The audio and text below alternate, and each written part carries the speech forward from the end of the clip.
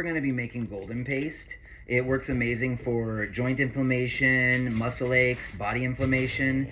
We give it to our dogs every night with dinner on top of their food. Add about a half a teaspoon.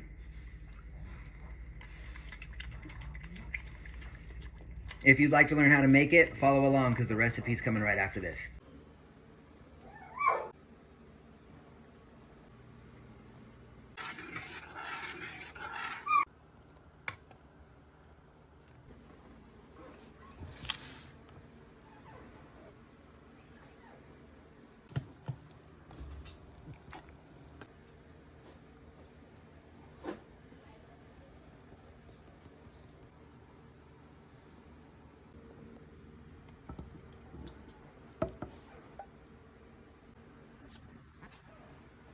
Doesn't you like it?